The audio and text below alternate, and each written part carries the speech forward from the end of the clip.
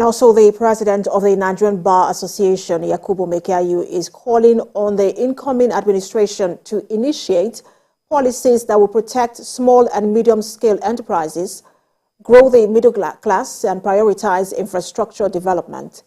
Mr. Maikyau, in his Workers' Day message, stressed the need for steps to be taken to safeguard the socioeconomic rights of Nigerian workers. He saluted the resilience and steadfastness of Nigerian workers, who he said continue to keep the wheels of the country turning despite obvious national challenges. Mr. Maikyau commended workers in both the public and private sectors and called for right tools and incentives for them to further drive Nigeria to its rightful place in the Committee of Nations.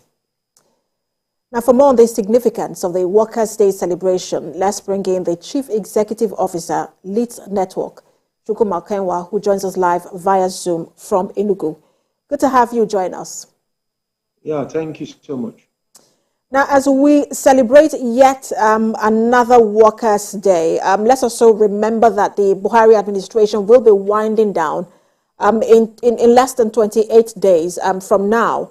This is the administration that oversaw the increase in minimum wage, even though there were, the controversies around it here and there, whether states were going to implement it or not. But let me ask you how you think the Buhari administration has inspired some reforms across the states, seeing like several states toeing the path, trying to improve the livelihood of workers and their welfare. Unfortunately, based on the rising rate of inflation, like all of the time, the inflationary rate is quite very discouraging and makes it quite very difficult for the workers to brace up with the realities of Nigeria, because the fact remains that the rate at which the inflation happens compared to the rate at which the salary is increased, it's quite very variant, and that creates like a lot of challenges. But notwithstanding, that was a leadership move, and it's commendable, and it's also like expected of subsequent administrations across Nigeria to keep finding better ways to enhance the condition of workers in Nigeria. There's just this popular saying in Nigeria, I think it's one of the most popular sayings today, that everything has changed in the country except for the workers' salary. We see an increase every day. The only thing that doesn't increase is the salary of workers.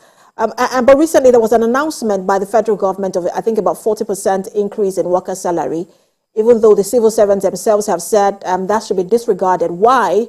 We do not know. But I want to ask you what you think would be an adequate increment, or what can be done in terms of workers' welfare, and not just salary, but just generally welfare.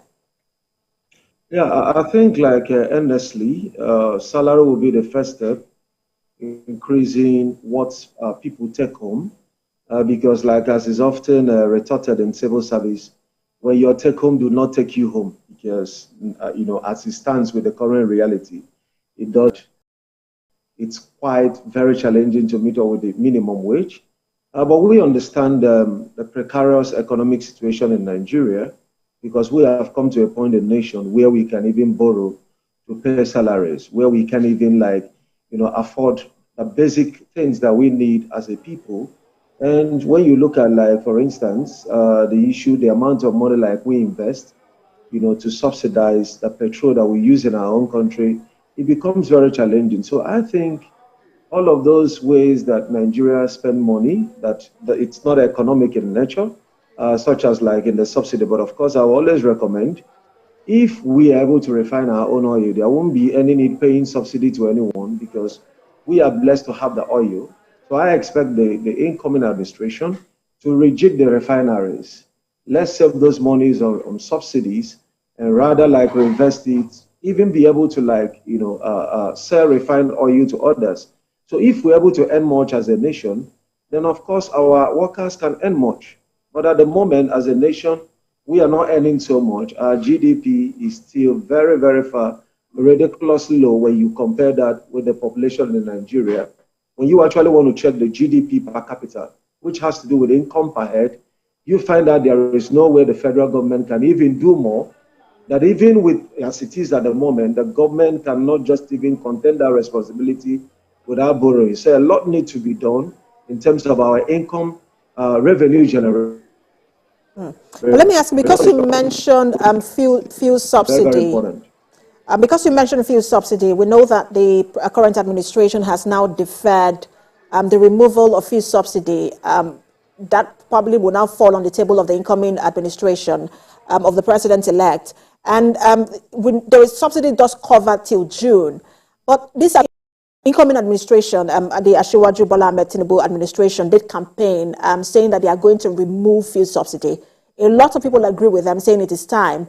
But we also know that that's going to have a lot of impact on workers, especially those who depend on the minimum wage of 30,000 naira to just to live for 30 days. What do you think they should begin to put in place? What should be the exit plan for fuel subsidy removal, and then some sort of palliative for workers?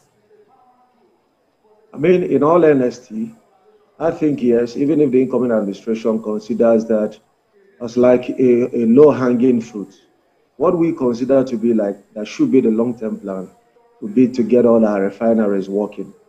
With that, we're even going to, like, as a nation, of the incidences of all the frauds that is, associated with the subsidy regime, like we've seen as discussed. Sometimes, like, you have a situation where NNPC is subsidizing non-existent supplies, right? So in this policy of, like, fixing the refineries, Nigeria is going to contain three major problems.